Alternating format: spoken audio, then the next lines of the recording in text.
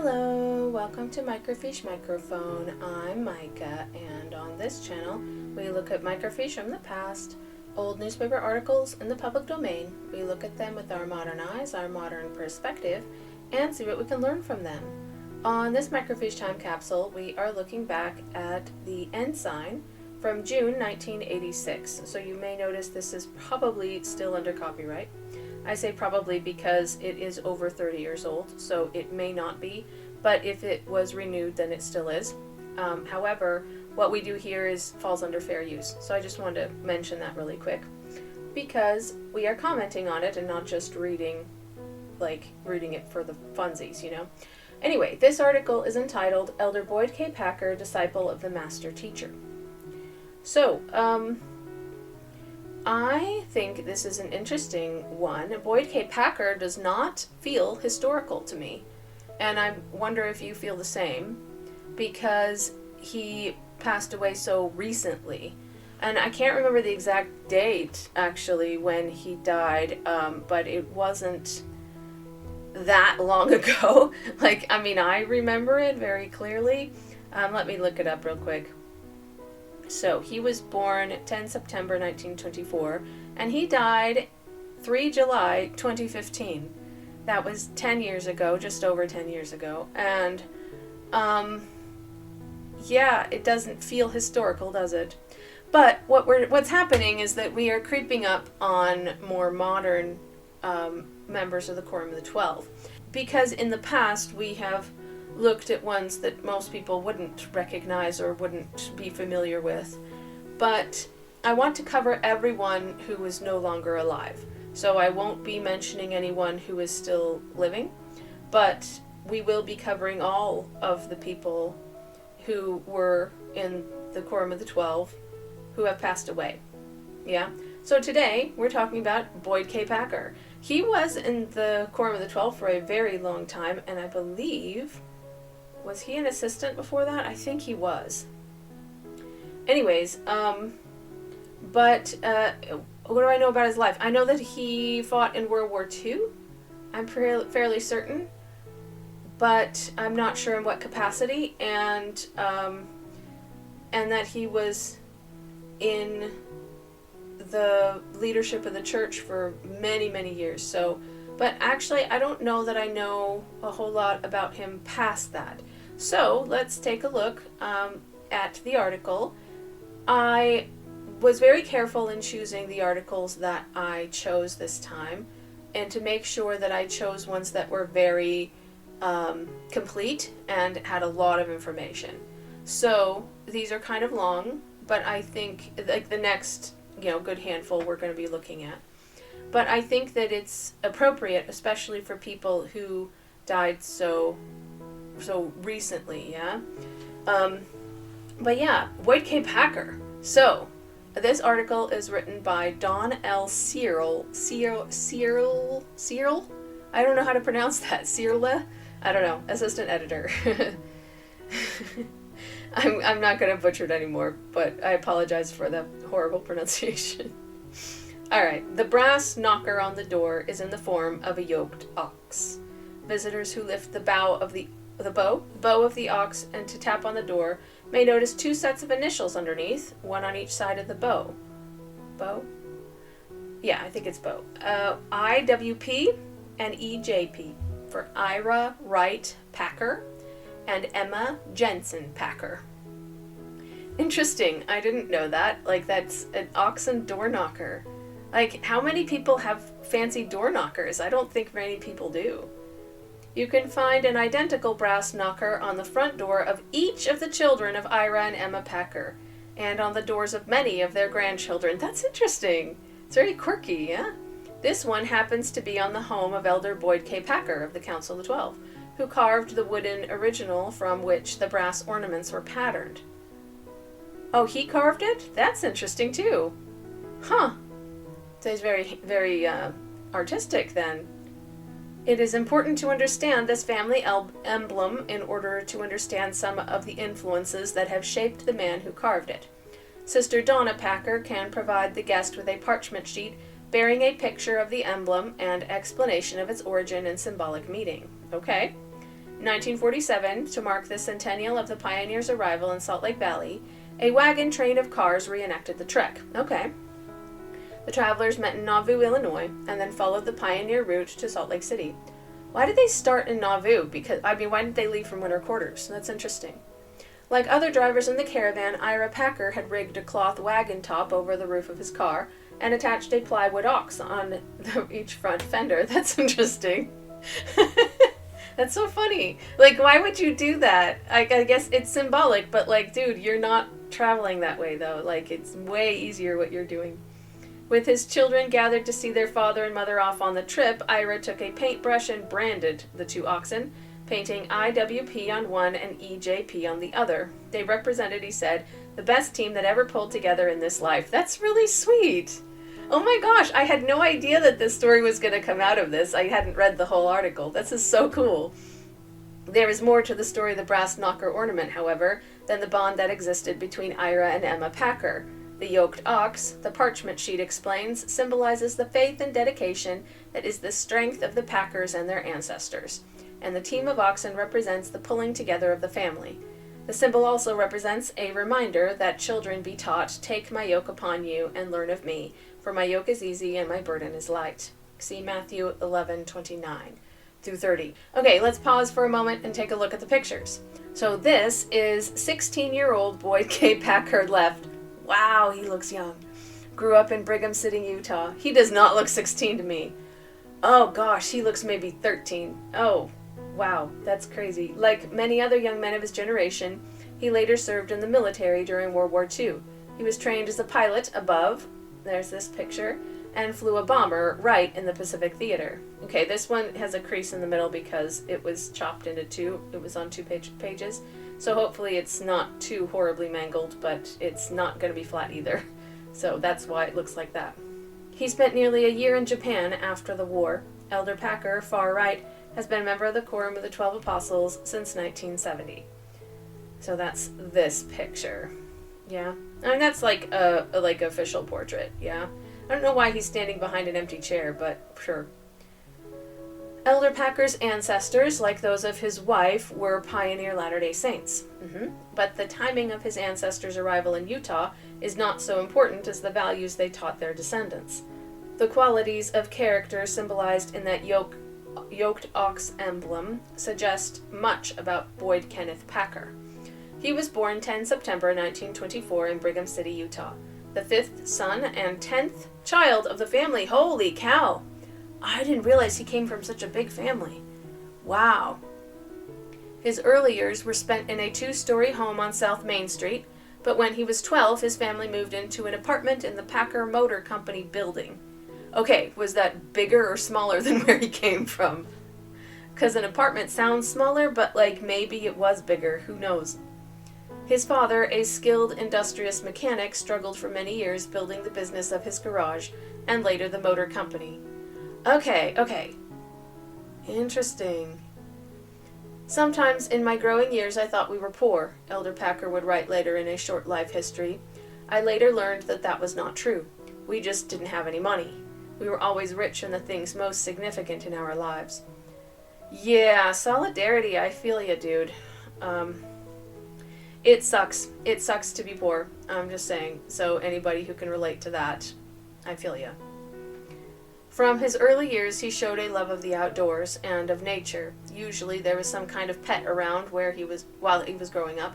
He had a particular fondness for birds. Mounted in his book of remembrance is a drawing of a bird that won a prize at the Utah State Fair when he was a boy. That fondness for birds has persisted. Across the driveway from the Packer's front door is an enclosure containing live birds ranging from peacocks to golden pheasants to pigeons. Inside the house, his carefully detailed carvings of birds painted in natural colors catch the visitor's eye. This is so interesting. I had no idea that he carved. The carvings display not only a sensitivity to the creatures, but a reverence for the artistry of the creator. Each of the carvings takes about a year for Elder Packer to produce, using what little spare time he may have.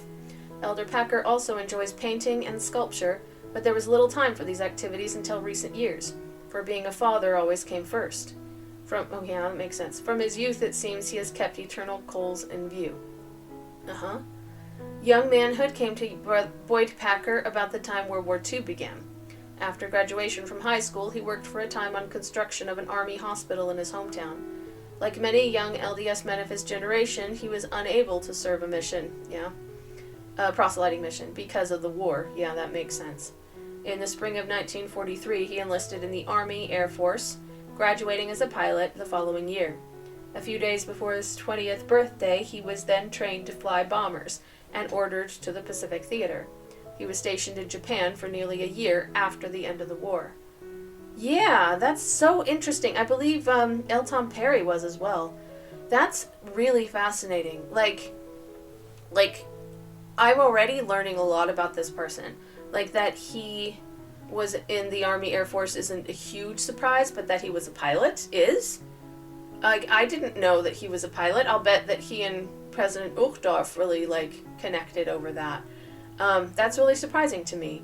And then, his artistry, him carving birds, that's so cool. I love this. I absolutely love this. And here's a picture of one of his artworks. It says, with what little spare time he has, Elder Packer may take up to a year to produce one of his delicate bird carvings. This is his. He did this. That's amazing. Wow. I had no idea. And then with the flowers, they look so delicate. Gosh, I wonder what they're made of. That is so cool. I love that he does something artistic. This is so cool. And then here's another picture. Elder Packer credits his wife Donna with much of his success because of her strengths as a companion. I like that. I like that he acknowledges his wife's support. But right now, I love this. This is so interesting. From the experiences of war and its aftermath, he drew lessons of peace, on which have on occasion been recalled as he has taught the saints. Once in a general conference talk, he reflected on being guided as a pilot by the signal from a radio beacon. Sometimes amid storms, pilots had to listen very closely to hear the signal. There is a spiritual beam with a constant signal, he counseled. If you know how to pray and how to listen, spiritually listen, you may move through life, through clearer weather, through storms, through wars, through peace, and be all right. Ensign, November 1979, page 21. While in the military, he found ample opportunity to study the scriptures. He read the Book of Mormon several times. Today, he refers to the book as the single most powerful influence in my life. That's cool. In the spirit of the book, he also found time to engage, along with other LDS servicemen, in preaching the gospel of peace to the Japanese. Among those who learned of the gospel from servicemen were Tatsui Sato and his wife Chiyo. Okay? Well, when the time came for their baptism, it was Boyd Packer's privilege to perform the ordinance for Sister Sato C. Elliott Richards, now a physician in Salt Lake City, baptized Brother Sato. Okay. For Sister Sato. Okay. C. Elliott Richards, now a physician in Salt Lake City, baptized Brother Sato. Okay. Later, Brother Sato's translation work would make it possible for many Japanese to enjoy the scriptures and the temple ceremonies in their own language. Okay, that is really cool. So as a serviceman, he then also did some missionary work and then baptized at least one person. Yes? I'm assuming he only baptized one person, or else they would have mentioned how many people he baptized, but that they were so specific about the name of the person he baptized that, tells me that he only baptized one. Yeah. Boyd Packer returned home in 1946 and enrolled at Weber, now Weber State College, in nearby Ogden. It was there he met Donna Edith Smith, also from Brigham City. I wonder if they knew each other before. It's interesting. They were married 27 July 1947 in the Logan Temple. Okay. They would become the parents of 10 children. I didn't know he had that many children. Just like Russell M. Nelson, he also had 10 children. That's crazy. Alan, Kenneth, David, Laurel, Russell, Spencer, Gail, Kathleen, Lawrence, and Eldon. Okay, so I count 7 sons and 3 daughters. Yeah? It's a lot of boys. I mean, assuming Eldon is a boy, I'm assuming.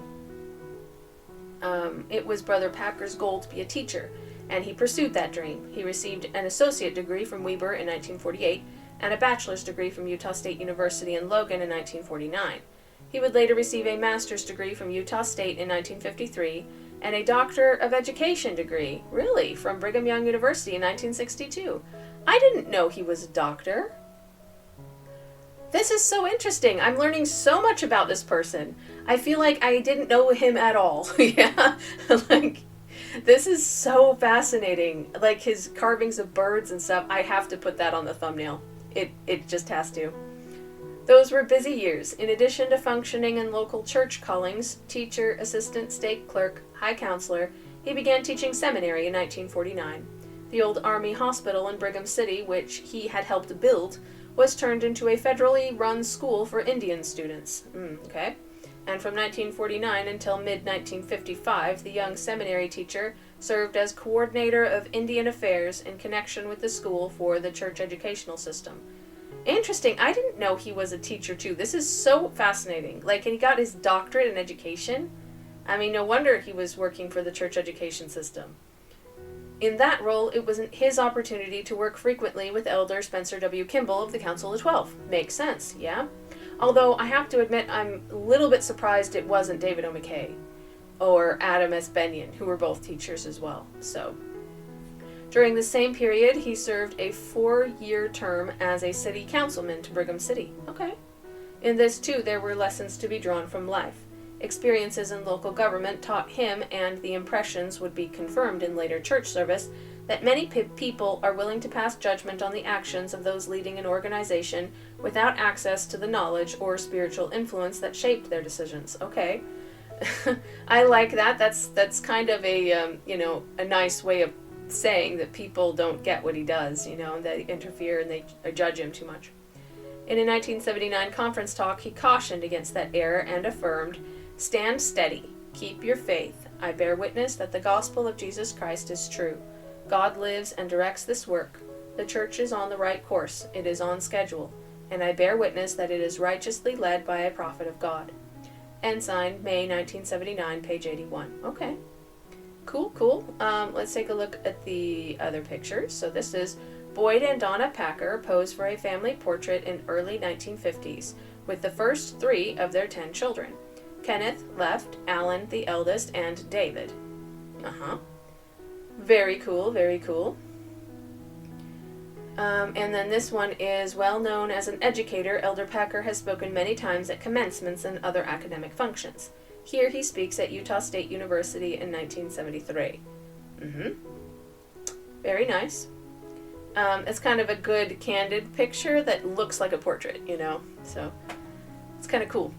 In 1955, Boyd Packer was appointed an assistant administrator of seminaries and institutes in the church educational system, and the position made it necessary to move his family south the following year to Linden, a small community near Brigham Young University. Okay. He served in that administrative position until October 1961, when he was called as an assistant to the 12. So, interesting. So he became an assistant right before he got his doctorate. So he was actively working on it at the time. That's interesting. Like, did he have time, really? I mean, because he'd be pretty busy working on his doctorate. I don't know. And remember, he has to earn money somehow, so I'm sure that he was working too. And then he got called as an assistant to the 12. I just don't see him having tons of time. And at that time, and he ended up having 10 children. I don't know how many of them were born by then, but like, seriously? That's a busy person. He was sustained to the Council of the 12 in April of 1970. Yeah. With a growing family, growing responsibilities, and continuing education, those early years of marriage were very full. Yeah, that's what I said. How was he able to do so much? That's what I said. All of that can be explained in 2 words. My wife. Yeah. Honestly, she had to have done everything else that she possibly could have, which is also a lot. Elder Packard says she's perfect, and adds with a twinkle in his eye, "I'm on church property when I say that, so I have to tell the truth." The word perfect is mentioned frequently when he talks about his wife. That's great. I love that he supports his wife, and mentions that she supported him so much, She smiles at the description. He says that, so I'll try to improve myself, she explains. They sound funny, yeah? It becomes quickly obvious, however, that Donna Packer is a very accomplished woman. Good for her. Skilled homemaker, talented church worker, genealogical researcher. She is currently writing a book on the Packer genealogy, and her corner of the family room is filled with file cabinets and shelves where her materials are stored. This is awesome. See, that's clearly obvious that he supports her as well. It's not just her supporting him, he supports her. This is a very good and healthy relationship. I love it. Yay for good, healthy relationships. These are the accumulation of years, built slowly at first while her children were small, but growing more rapidly as she is able to devote more time to the project. This is so cool. When he was starting out as a seminary teacher, Brother Packer made the acquaintance of a young ex-Marine who is now teaching in the seminary. A. Theodore Tuttle, now a member of the First Quorum of the 70, has been an enduring friendship. Really? I didn't know they were friends. He's on my list. He's on my list because he was an assistant, I believe. And then later in, what they said, the First Quorum of the 70? Okay, I wasn't sure if he was in the presidency of the 70 or not. But we will get to him. Yeah. In a foreword to Elder Packer's book, Teach Ye Diligently, illustrated incidentally by the author. Really? The cover includes a painting of some of the Packer children. This is so cool. I did not know this. I'm going to try and find the cover, and I'm going to put it up here. Yeah? But I absolutely love that they used his art, knowing that he likes to be artistic and likes to create art, that they're like, no, let's put some in the, on the cover. That's so cool, because that's one of the books that I know that he's written that I think many people have read. Yeah, I actually haven't yet. I don't know. I don't think I have it, actually. But that's probably why I haven't read it. But, I have heard many, many good things about it, so I can recommend. Read this book, Teach Ye Diligently, yeah? Elder Tuttle wrote, there is one source of inspiration available to Elder Packer that is not available to anyone else. That is Donna. This is so cool. She is the one who has borne their 10 children and borne much of the responsibility of rearing them due to his call as special witness. She it is, who is his friend, his sweetheart, his quiet support.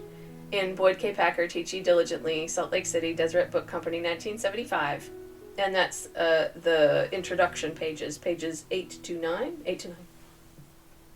I can read Roman numerals. Okay. In Donna Packer's case, quiet support does not mean passivity. Yeah, that's clear to me. That's really obvious to me.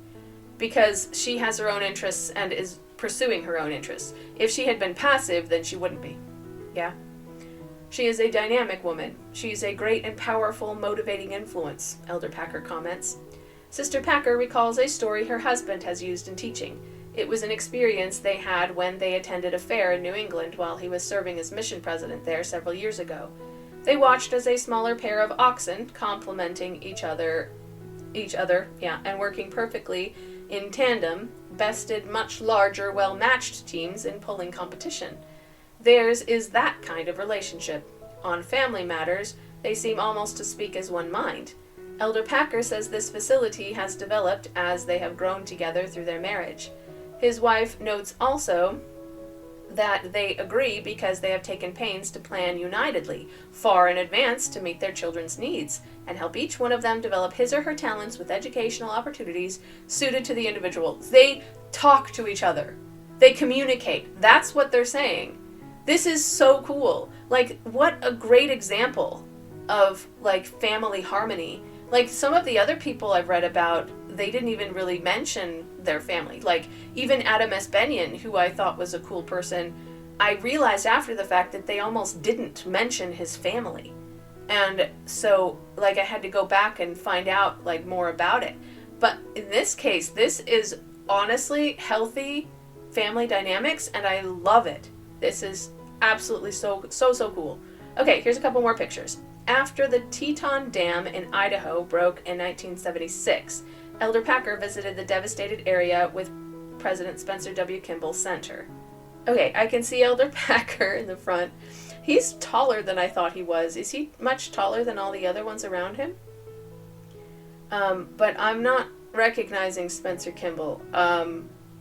unless it says he's in the center, but maybe he's being blocked by somebody else. Anyway, I'm confused about that because that person in the middle does not look like Spencer W. Kimball to me. But maybe I just don't recognize him if he doesn't have his same smile on all the time. I don't know. Maybe that's it. All right. Then this one is the Book of Mormon has had a profound effect on Elder Packer's life. Yeah. Cool. Okay, let's keep going. I'm loving this. This is so far one of my favorite ones I've done so far. This is so cool. Their home, for example, sits on a large wooded lot where they could have farm animals and pets, and the children could have chores to do. Each of the children was given the opportunity to develop musical abilities, as well as other special interests. Electronics, sewing, drawing, mechanics, as these became apparent. Cool. The home is a showcase of items made by family members. Yeah, of course it is. I mean, if your father carves constantly and your mother's continually doing genealogy, yeah, you're gonna like start making things, you know? To one side of the house is a workshop where parents or children could spread out projects and take the time needed to finish them. I love this. Like having extra space that you dedicate just for people's projects. This is such a good idea.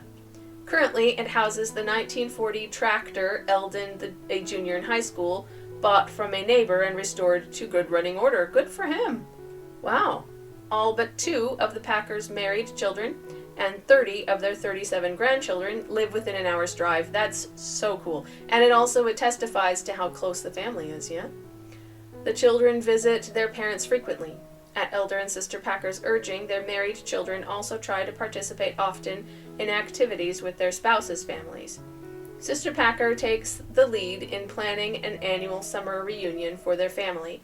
She gives it a theme dealing with one or another of the Packer ancestors. Of course she does, and that person's occupation or activities, because she's interested in genealogy. This is so cool. So they theme their reunion, their summer family reunions, on an interest in from one of their ancestors. That's so cool. So they can learn more about them. This is a family who does this right. Like, this is amazing. While the children were growing up, their home life revolved in many ways around their mother. She had to help motivate them and had to speak for the parental team when her husband was away in connection with church service. Yeah, that is a lot of responsibility. But always the children have known that his support was with her and with them. It sounds like it. Like, they definitely led by example. This is so cool. I have earnestly tried when I have been home with the children to be with the children. Good for him, so he doesn't take his work home if he can avoid it, yeah? Elder Packer says, that means spending a little time with each one each day where possible. Very good. Alan Packer says his father deliberately made himself available in the home to take advantage of every opportunity to teach. Elder Packer's children still turn to him for counsel. That is so cool. He is our patriarch, Alan comments. He's still a father, and that's his number one priority. I love this. This is so cool. I mean, if anybody had an excuse for being too busy to take care of their children or, give them extra time, it would be somebody in the Corman 12. But he specifically takes time out for them. That's amazing. Laurel Packer Dillman says her father has always seemed very sensitive to the promptings of the Spirit. When she was a student at BYU, I remember that he would always call me on the days when I was having the roughest times. Ugh, that's so cool. A word of counsel or encouragement would help her through it. She remembers particularly the fun of working together as a family.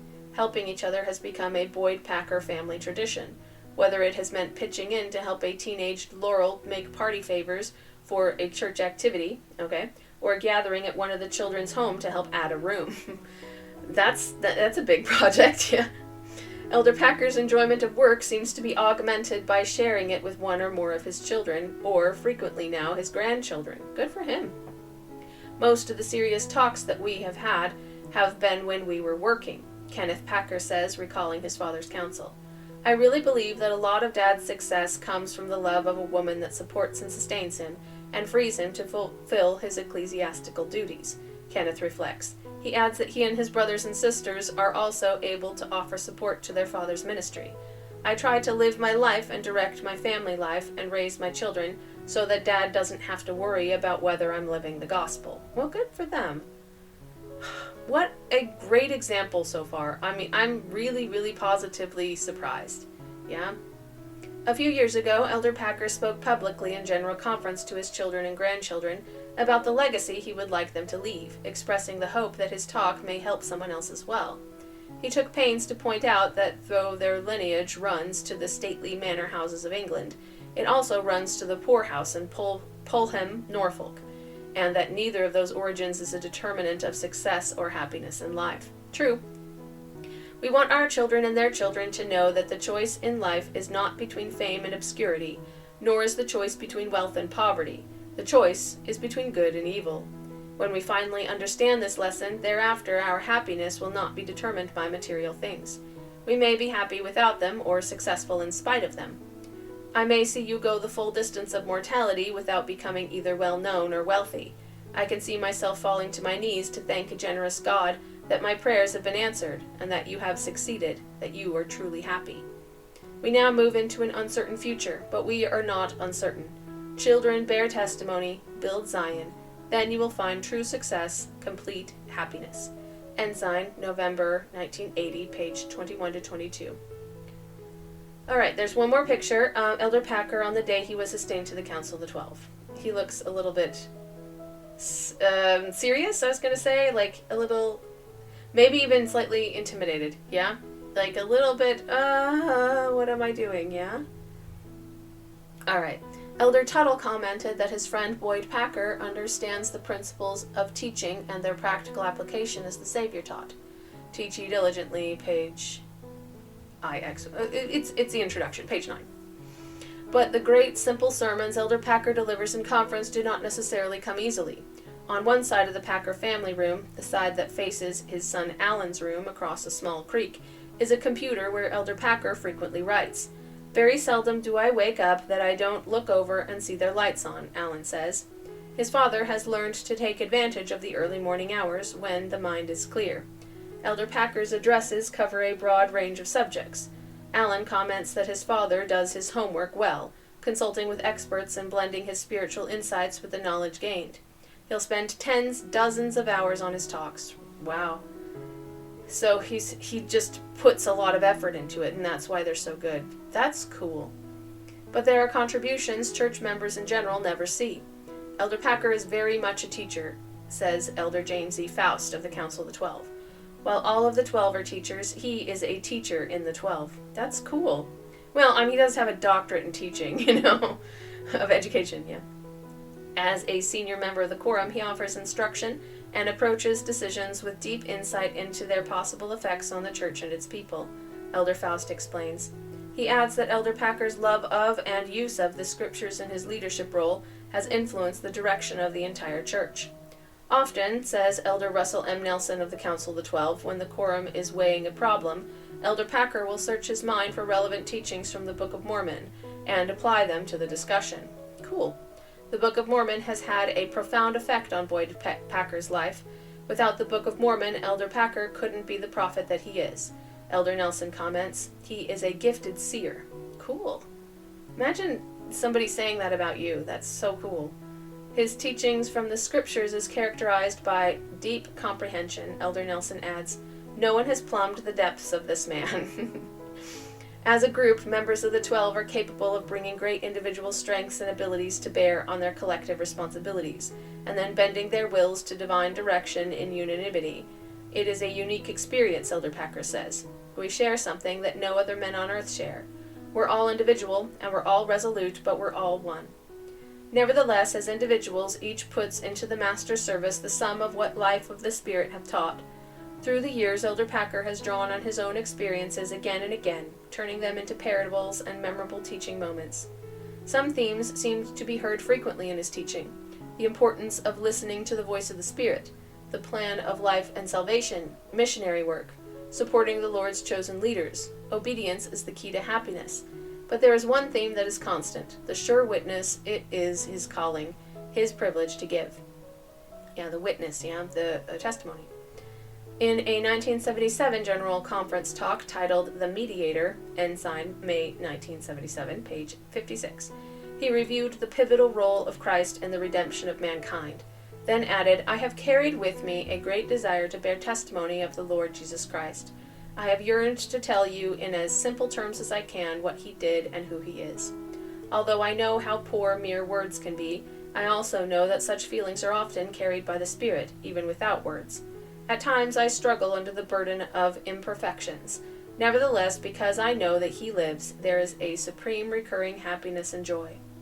And after his talk to young people about being guided as a pilot by that radio beam, he added, "You can come to know, as many of us come to know, and as I bear witness, that the Lord lives. I know his voice when he speaks." Very, very cool. That was an amazing article. I absolutely loved it. Now, because it ended in 1986 and President Packer didn't die until 2015, clearly we're missing some things, yeah? So let's fill in the gaps, yes? I absolutely loved the article, though. That was a fabulous article. But let's fill in the gaps in the rest of it. Alright, so Wikipedia. Boyd Kenneth Packer, September 10th, 1924 to July 3rd, 2015, was an American religious leader and educator who served as president of the Quorum of the 12 Apostles of the Church of Jesus Christ of Latter-day Saints, LDS Church, from 2008 until his death. He also served as the Quorum's acting president from 1994 to 2008, and was an apostle and member of the Quorum of the 12 from 1970 until his death. He served as a general authority of the church from 1961 until his death.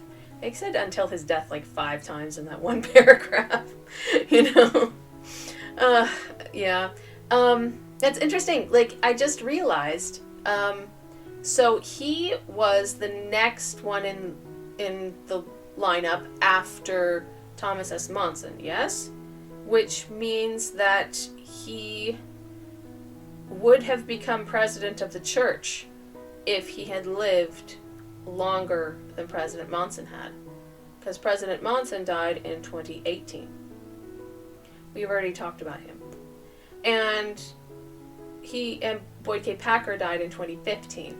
And that was the only reason that President Nelson became president and not Boyd K. Packer. It's interesting to think about, yeah. Now, to be fair, he was kind of old, so, you know, it happens. But to also be fair, he was born the same year. In fact, oh my gosh, I just realized. Okay, I did not know this until I just saw it just now. Russell M. Nelson was born the 9th of September, 1924.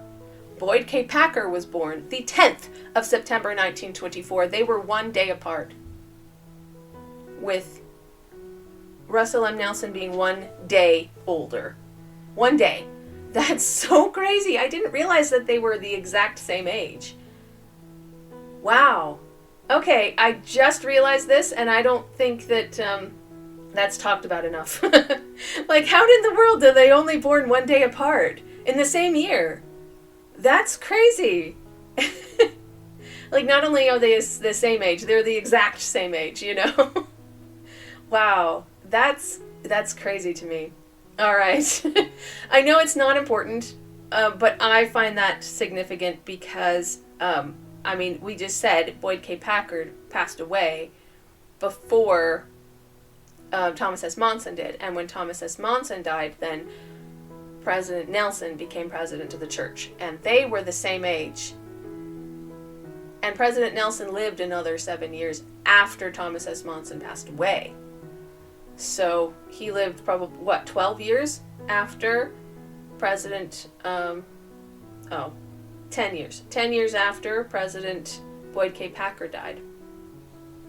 I can imagine living a full 10 years longer than somebody the same age as you. Like, it is kind of strange, but at the same time, President Packer had a really long life too. He lived to, 91? Or 90. He didn't have his birthday that year. Yet, when he died. So he was 90 when he passed away. I mean, that's a good long life. I mean, if I died at age 90, I think I would be happy with, having that long of a life. So, to be fair, President Russell M. Nelson lived a very, very long life. Like, extraordinarily long. There's not that many people in this world who live to 100, Like, it's kind of a special thing. Anyways, I just realized that they were only a day apart. That's crazy to me. All right. Early life and education. Back on topic. Packer was born on September 10, 1924 in Brigham City, Utah, the 10th of 11 children born to Ira Wright Packer and Emma Jensen. As a young boy, he contracted polio. I didn't know that either. They didn't mention that in the article. After graduating from high school, he enlisted in the United States Army Air Forces in the spring of 1943. He graduated as a pilot in September 1944 and was assigned to bomber training.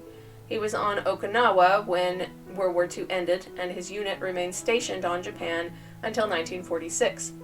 After leaving the military, Packer initially attended Weber College, now Weber State University, where he met his future wife Donna Smith, 1927 to 2022. They married in the Logan Temple in 1947 and had 10 children, including Emeritus LDS General Authority Alan F. Packer. Okay, let me just look it up. What was his calling?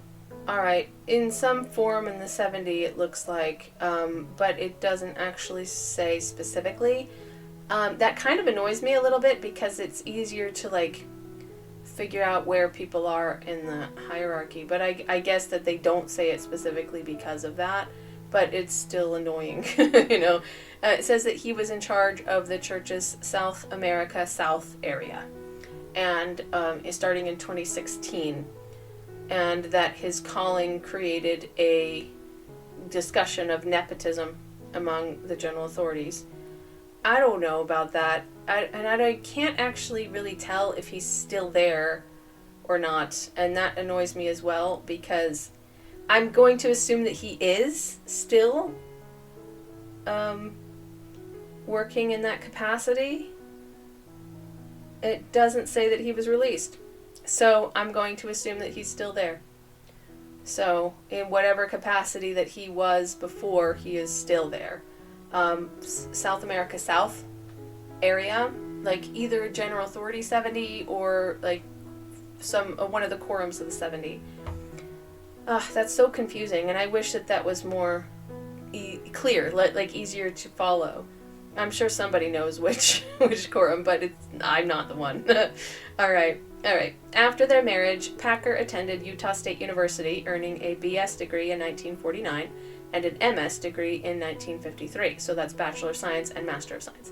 He later earned an Ed.D., which is an Doctor of Education, from Brigham Young University, BYU, in 1962. Packer was also an artist and enjoyed painting birds. Not just painting, but sculpting, In 2014, BYU's Monty L. Bean Life Science Museum installed an exhibit featuring many of Packer's paintings and sculptures. I love that. I just love that. I'll bet he loved that too. That was right before his death. Cool. Career: LDS Church Employment and Service.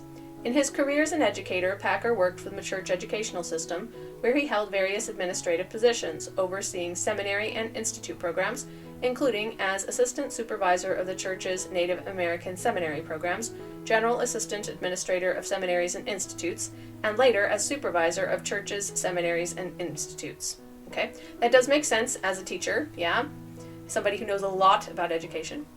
Packer served a 4-year term on the Brigham City Council. They mentioned that. In 1961, Packer was called by LDS Church President David O. McKay to serve as a general authority and as an assistant to the 12, a position that no longer exists. Thank you. I am aware. While serving in the position, Packer was assigned to serve as president of the church's New England States Mission. Okay. I wonder when that was, because, like I mentioned before, he was called as an assistant right before he got his doctorate. So I'm wondering if he kept it up by correspondence, or if he finished it first and then left. You know what I mean? That's interesting. The logistics aren't clear to me. Because how would you be president of the New England States Mission if you were still working on your doctorate in education, He also served for a time as the managing director of the church's Military Relations Committee. And that also makes sense considering he is a former member of the military himself, yeah? Following McKay's death in January 1970, Packer, then 45 years old, was called by new church president Joseph Fielding Smith as a member of the Quorum of the 12 Apostles at the church's April 1970 General Conference. Between 1979 and 1981, he was on the committee that produced the new editions of the LDS Church Scriptures. Oh, along with Thomas S. Monson, yeah? Because they said that Thomas S. Monson basically came up with the footnotes. On September 12, 1991, Packer dedicated Ukraine for the preaching of the restored gospel. Cool, cool. In 1993, Packer read the dedicatory prayer in the Spanish language at the dedication of the San Diego, California temple. He speaks Spanish, too? I did not know he spoke Spanish. This is really fascinating. I wonder how he learned Spanish. Because, he didn't serve a mission. He was in the military, but he was stationed in Japan. So how would he learn Spanish?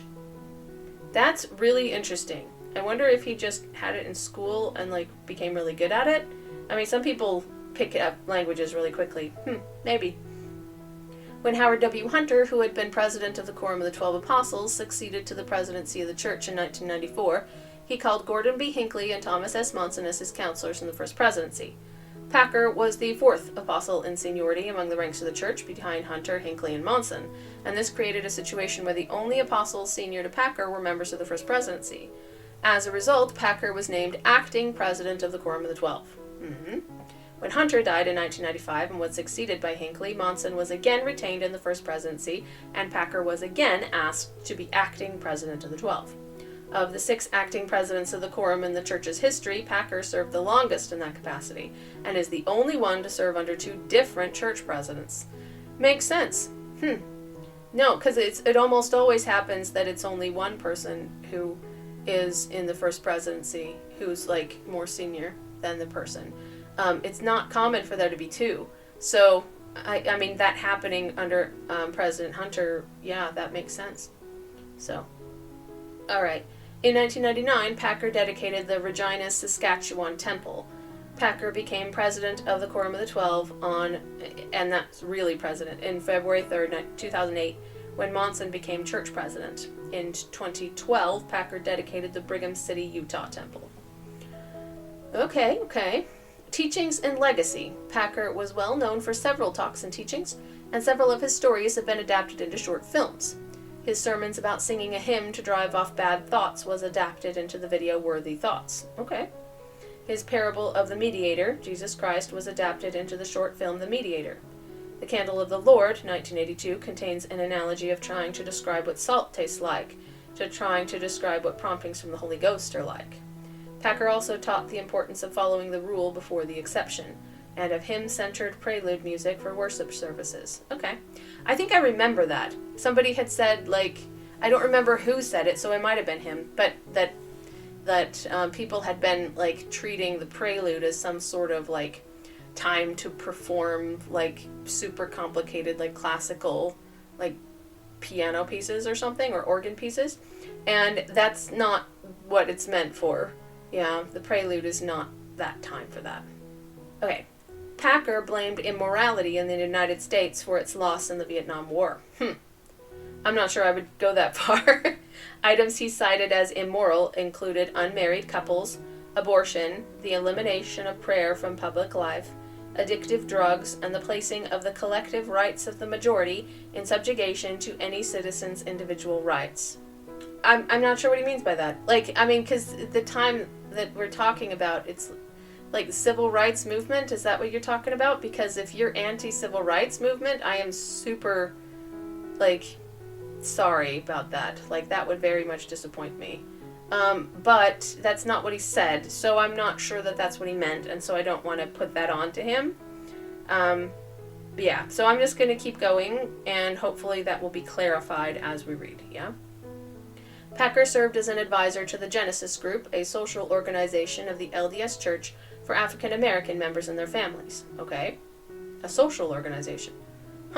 and was also active in obtaining genealogical records on microfilm for the church through its Genealogical Society of Utah. Well, that makes sense since his wife was so very, very interested in genealogy, yeah?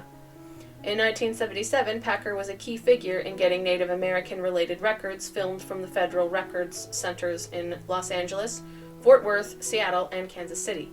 Cool, yeah? He was involved in negotiations that same year with archivists and scholars at Jerusalem to microfilm Jewish records. Okay, that's also cool. Yeah, he clearly was supporting his wife's interests there. But I really like that, yeah? Alright, controversy. Yay! I hate it when there's controversy, but here we go.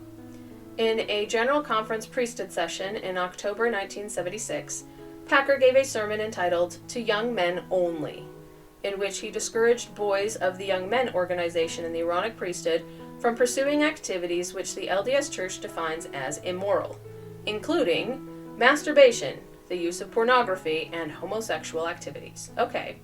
The sermon has been criticized for encouraging homophobia and gay bashing.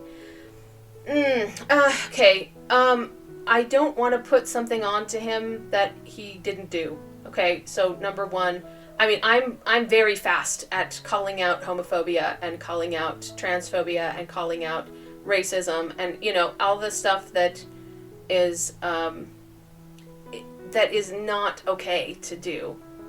But in this case, I mean, I've heard lots of talks about warnings against masturbation and pornography, and homosexual activities, I feel like, was just a sign of the times. I don't think that that would be necessarily something that, like, encouraging homophobia and gay bashing. I mean, I didn't read the talk, and I'm not 100% sure I want to right now, but, like, I have to kind of give him the benefit of the doubt here and say this was very much a part of the culture of the time, yeah? I mean, we're talking about 1976. Did you really expect him to be open to, like, homosexual people? Because that wasn't the stance of the church at the time. I don't really feel like he really had a choice there, yeah? I mean, you can't preach over the pulpit something that the church doesn't believe in, yeah? Like, as a general authority. That's just not something you can do. So no matter how you felt about it yourself, yeah? Which I don't know how he felt about it himself, but I'm just saying.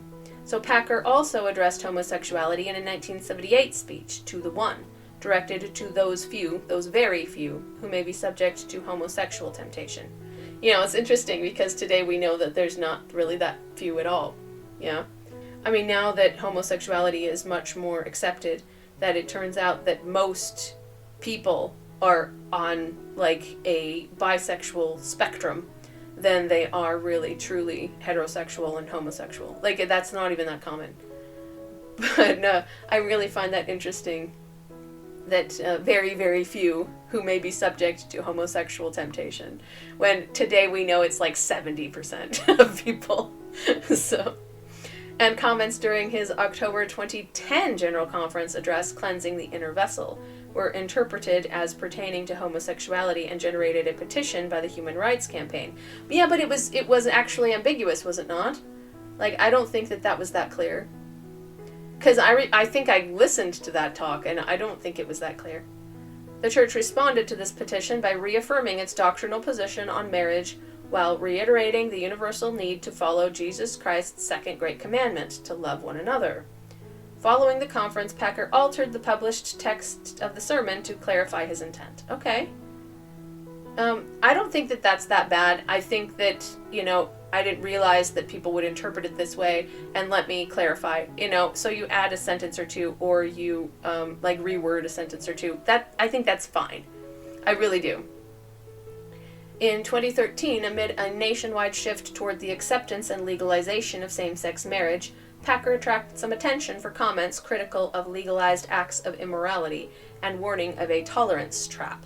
Okay, well, I mean, that's very deeply embedded in his belief system, yes? I'm not going to criticize him for that. I mean, dude, he was part of the forgotten generation, for heaven's sake. 1924?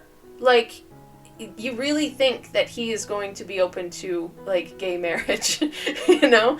I don't really expect it of somebody from that generation. I really don't. Yeah, it's okay. So I don't, this is not like me. If you've seen some of my other videos on different people that are more controversial, I tend to really lay into them for things that I consider not very good. This is not, it's not common for me to defend them. In this case, I'm going to have to defend him. I think that people are taking his comments too far, and that he only said it twice in the 70s, and that his comment in 2010 was ambiguous, and he had to reword it to be more clear.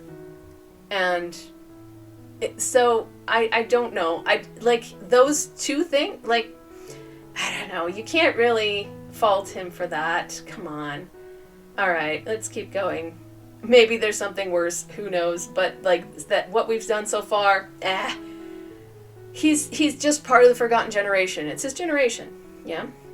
In 1981, Packer advocated that Latter-day Saint historians and educators should use discretion in discussing history that does not promote faith. I think I heard about this.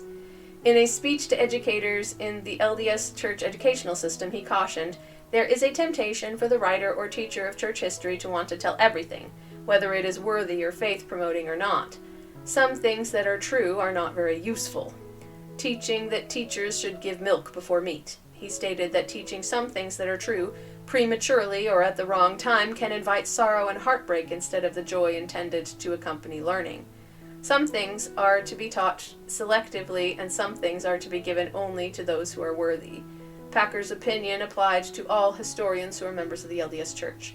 That historian or scholar who delights in pointing out the weaknesses and frailties of present or past leaders destroys faith. I kind of disagree with that statement, but I'll finish the statement. A destroyer of faith, particularly one within the church, and more particularly one who is employed specifically to build faith, places himself in great spiritual jeopardy. He is serving the wrong master, and unless he repents, he will not be among the faithful in the eternities. One who chooses to follow the tenets of his profession, regardless of how they may injure the church or destroy the faith of those not ready for advanced history, is himself in spiritual jeopardy. If that one is a member of the church, he has broken his covenants and will be held accountable. It's a bit strongly worded. Okay, so I have to disagree with this statement.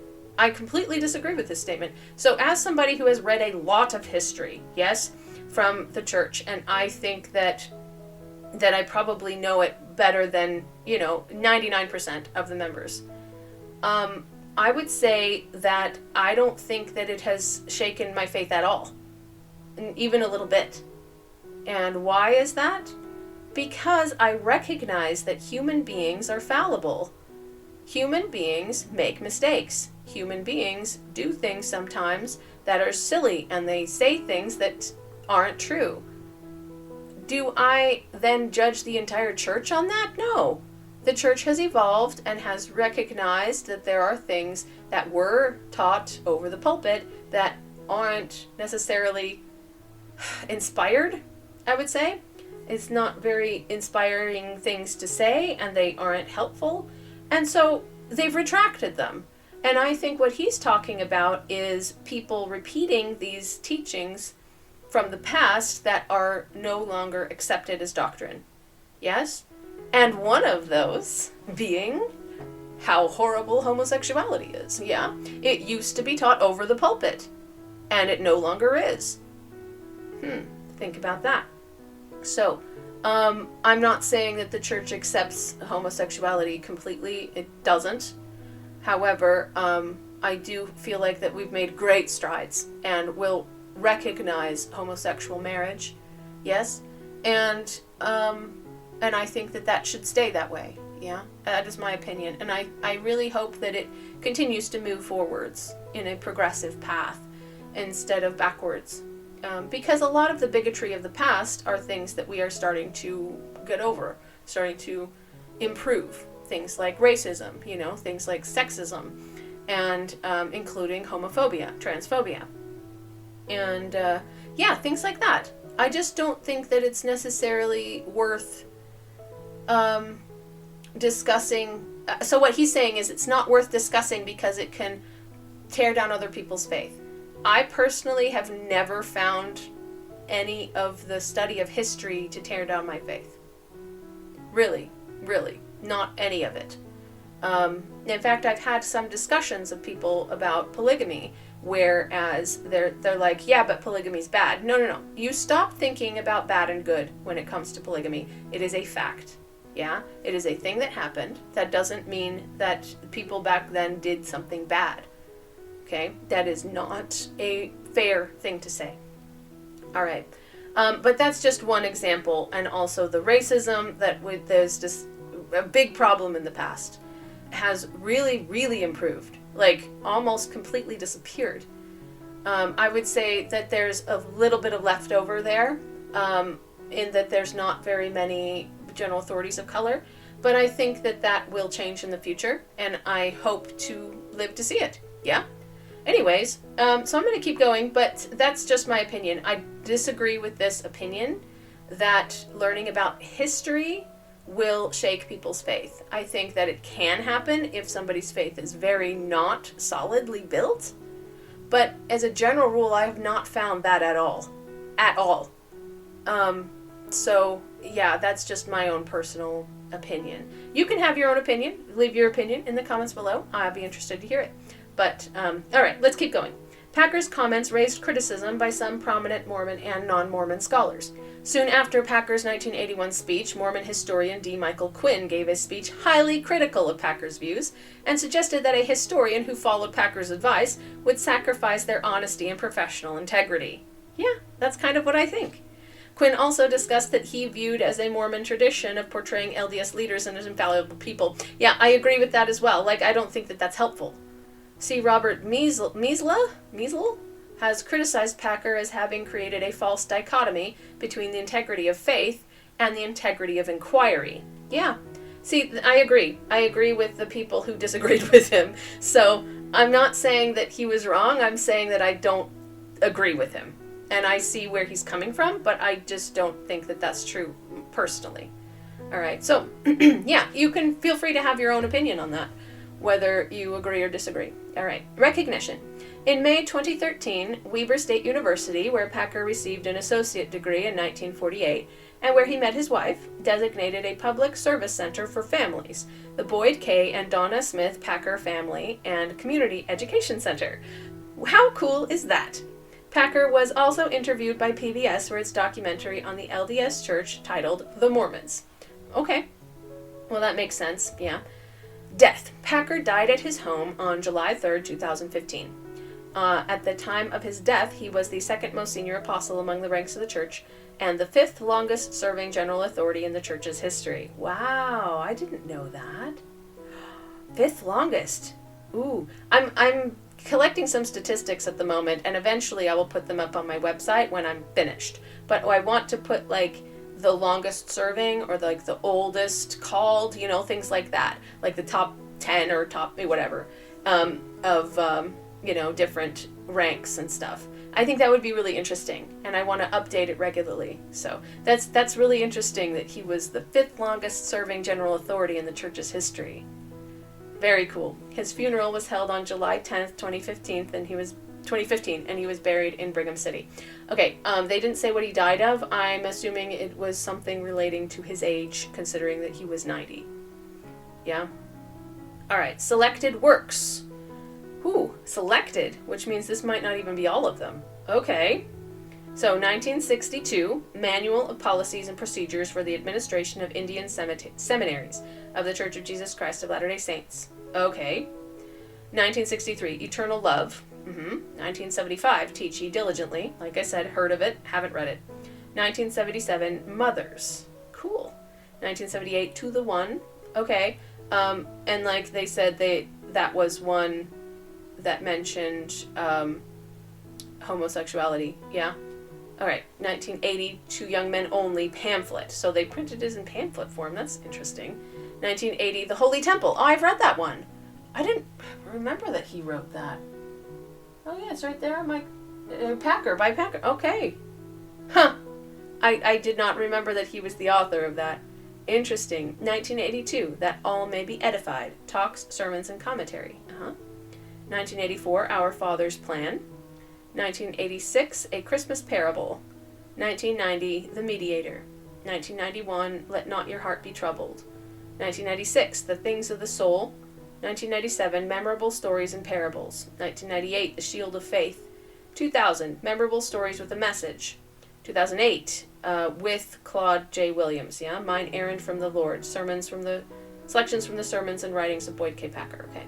And then 2014, Refuge from the Storm. Okay. Really, really fascinating to me. That was so cool. All right, let's look at the references real quick to see where they got all this information. So references. President Boyd K. Packer, The Artistry of an Apostle. Mormon Newsroom. Okay, so it's an article. C. Robert Meszel? I don't know. History, Faith, and Myth. History, Faith, and... Okay. I'm not sure what it's about, but okay.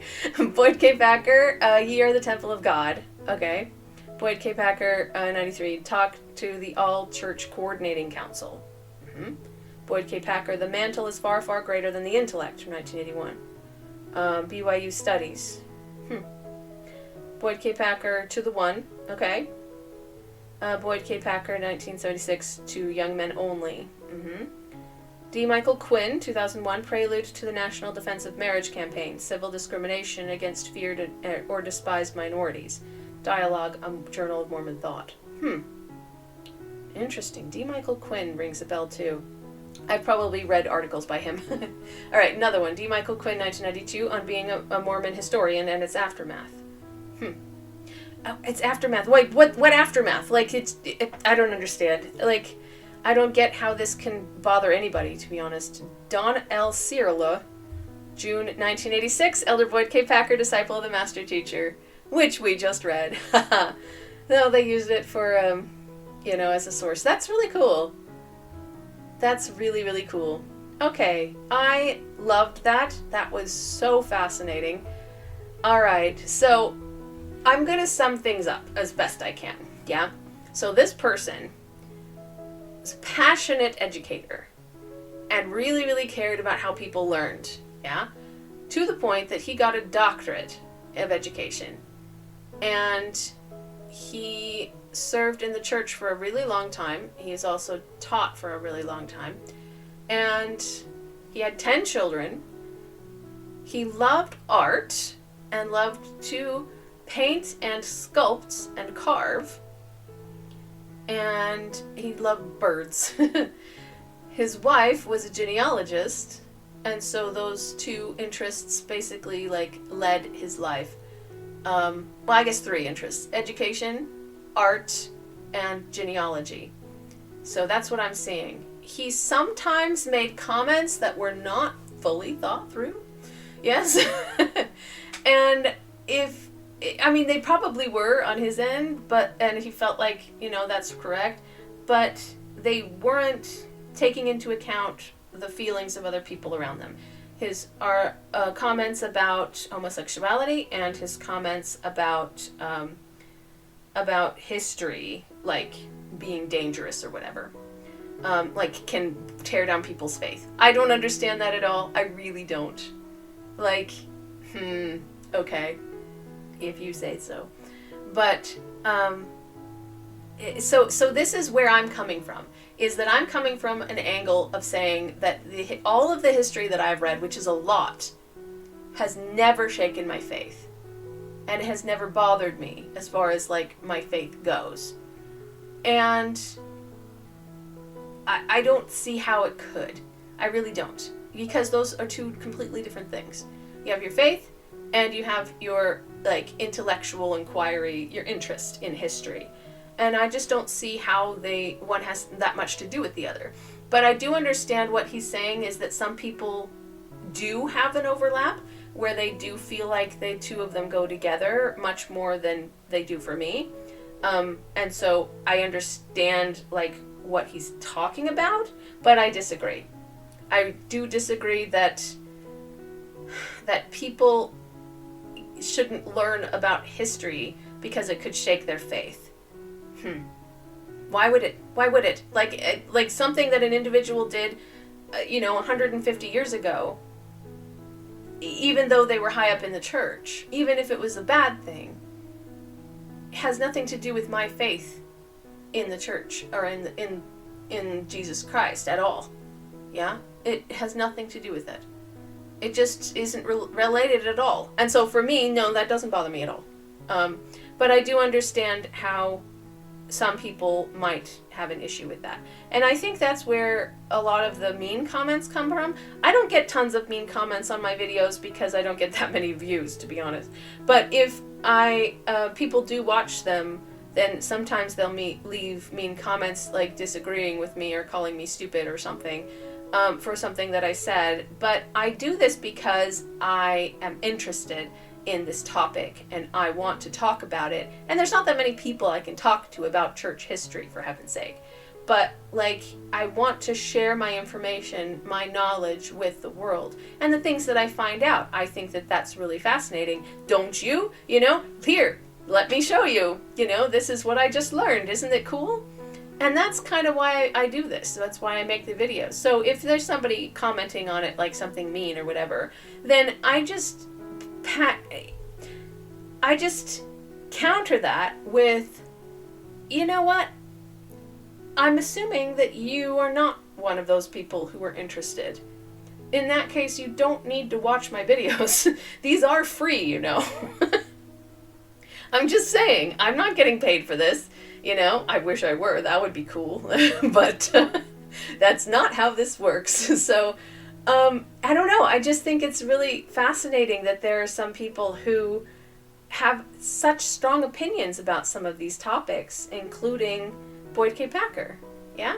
And so he had strong opinions on a couple of random topics that weren't necessarily doctrinal, and they weren't necessarily something that made sense to most people even. Most people. Like, they're a good, strong group of people who disagreed with him vocally, and including his comment about history and his comment about homosexuality. Yeah?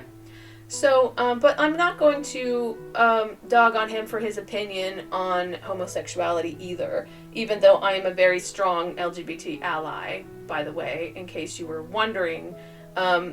I have strong opinions on that, but I don't think that it's fair to criticize someone of the forgotten generation for that opinion.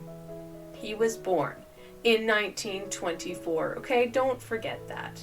1924. Yeah, you can't hold him up to the same standards we do for people who were born more recently. Like, I was born in the 80s, and I hold myself into a much higher standard than I do people who were born even in the 40s or in the 60s. Yeah? So I don't think it's fair to hold somebody up to that standard who was born in the 20s. Yeah? That is my opinion on that subject. I think people are much too hard on him historically in that point. That is my opinion. But obviously, you can have a different opinion than me, and I am happy to share and to open a discussion on different opinions. So go ahead and leave your comments down below what you think. But I don't personally consider Boyd K. Packer to be a particularly controversial person. I really don't. Yeah, I mean, honestly, you don't need to emphasize so much the things that he, like, maybe mistakenly did. But honestly, we're talking about somebody who is a master teacher, somebody who was an amazing artist, and did these amazing realistic carvings of birds. Like, birds have such interesting anatomy, too. Like, how did you get that right? It's so fascinating.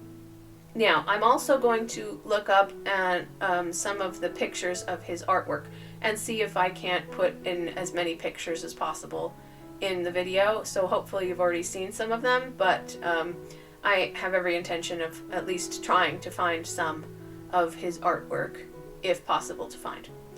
Anyways, but I really enjoyed that. I found that absolutely fascinating. I think Boyd K. Packer was an absolutely very interesting person, and I love how united he was with his wife, how open he was to discussion, great communication, like just green flags all over the place. Yeah? So the few couple of things that I disagree with, I can absolutely forgive and say that he was a very good person, and that he is the kind of person that it would be valuable for us as a society to emulate. Yeah, and the respect that he showed to other people, like, it's just a lot of good things that he did. Anyway, I really enjoyed that, and I hope you did too. And if you did, please give the video a like and subscribe to the channel, and I hope to see you in the next video.